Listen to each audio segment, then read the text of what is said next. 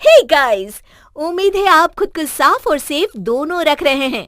बहुत जरूरी है हम सबका इस वायरस से बचना, जागरूक रहना और इससे जुड़ी हर खबर के बारे में पता होना। इसलिए हेलो लाया है fight against corona virus initiative, जिसके जरिए आपको इस वायरस से जुड़े हर सेफ्टी मेजर और हर खबर के बारे में रेगुलर अपडेट्स मिलते रहेंगे। Stay safe. Download the hello app now.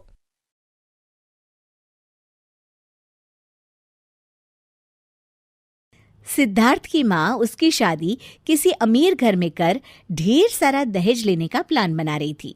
लेकिन एक दिन सिद्धार्थ अपने साथ शिल्पा को ले आया। माँ, मैंने शिल्पा से शादी कर ली है। आज से ये तेरी बहू है। हाँ, वो तो ठीक है बेटा, लड़की दिखने में भी सुंदर है। लेकिन इसके पिता क्या करते हैं और क्या शादी का सामान पीछे ट्रक में आ रहा है? नहीं माँ, शिल्पा एक गरीब घर की लड़की है, लेकिन उसके माता पिता ने उसे बहुत अच्छी शिक्षा दी है। उन लोगों के पास शादी के पैसे नहीं थे और मैं इससे बहुत प्यार करता था, तो मैंने मंदिर में जाकर शादी कर ली।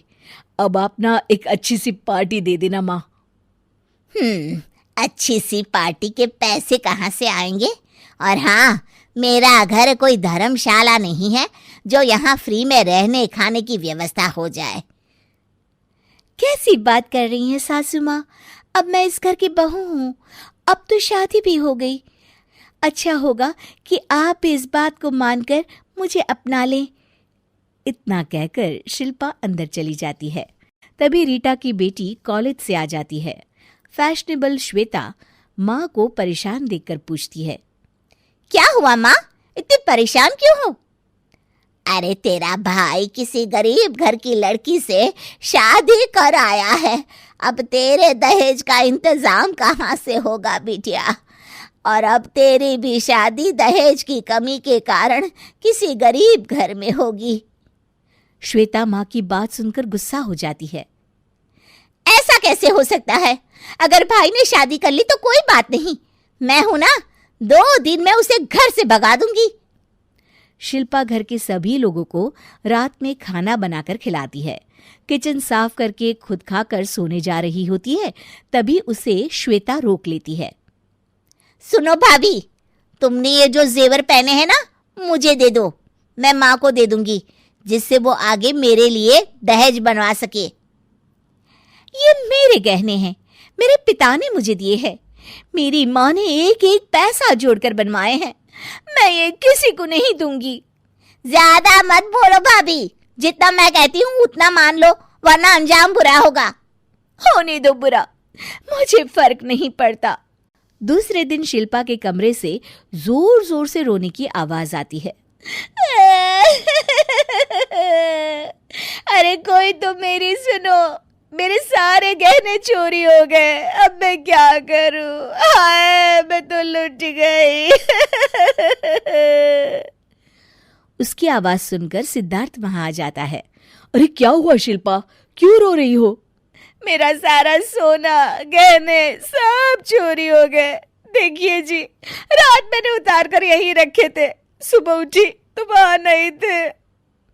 लेकिन हमारा कमरा तो बिल्कुल आखिरी में पड़ता है, बाहर से चोर के अंदर आने का कोई सवाल ही नहीं उठता। चोर बाहर का नहीं, अंदर का ही है जी। कल रात तुम्हारी बहन मुझसे मेरे गहने मांग रही थी, लेकिन मैंने नहीं दिए। उसने मुझे धमकी भी दी थी कि अंजाम बुरा होगा।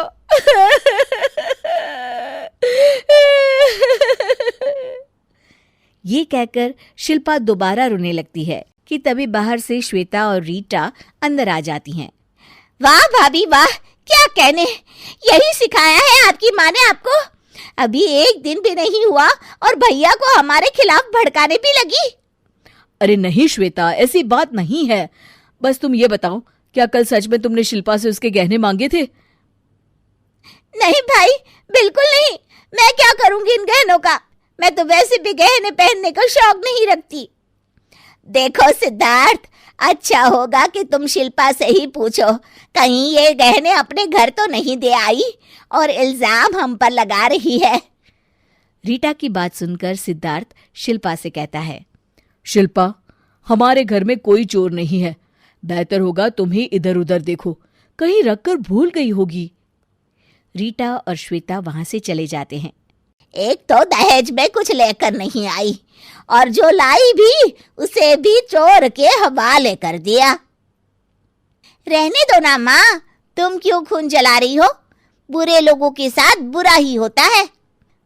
अच्छा ही हुआ, अब उसे पता चलेगा कि गहने संभालना हर किसी के बस की बात नहीं होती। वहीं शिल्पा भी बेचारी कमरे में ही गहने ढूंढती है, लेकिन उसे वो गहने कहीं नहीं मिलते हैं। अचानक शिल्पा के सामने कुछ आता है और वो खुश हो जाती है। आज का एपिसोड यहीं खत्म हो जाता है। सवाल ये है कि क्या शिल्पा को उसके गहने मिल गए, और अगर नहीं तो उसके गहने कहाँ गए? जानने के लिए देखिए हमारा अगला एपिसोड।